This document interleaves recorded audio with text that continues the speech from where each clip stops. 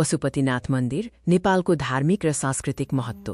काठमाडौँको बागमती नदी किनारमा अवस्थित यो मन्दिर हिन्दू धर्मावलम्बीहरूका लागि एक परम पवित्र तीर्थस्थल हो। नेपालको पहिचानको रूपमा रहेको पशुपतिनाथ मन्दिरको यस वृत्तचित्रमा हामी यसको धार्मिक, ऐतिहासिक, वास्तुकलागत र सांस्कृतिक महत्त्वबारे चर्चा गर्नेछौँ।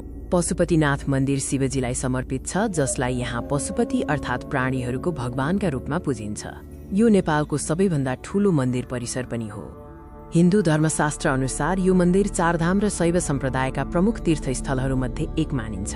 विशेष गरी महाशिवरात्रिमा यहाँ लाखौं भक्तजनहरू भेला हुन्छन्। पशुपतिनाथ मन्दिरको इतिहास निकै पुरानो छ र यससँग जोडिएका धेरै किम्वदन्तीहरू पाइन्छन्।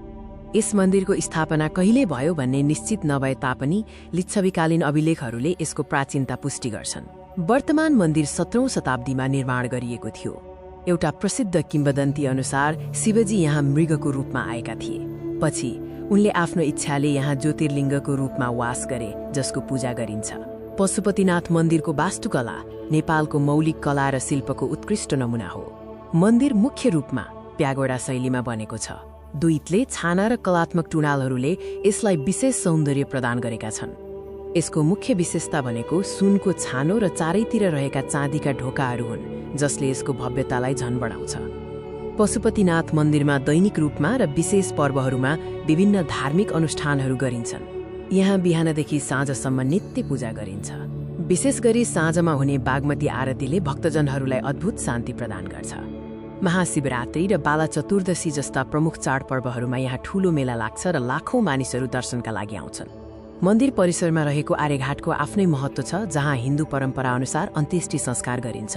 जीवन र मृत्युको चक्रलाई यसले नजिकबाट देखाउँछ। पशुपतिनाथ मन्दिर केवल एक धार्मिक स्थल मात्र नभई नेपालको सामाजिक र सांस्कृतिक जीवनको केन्द्र पनि हो।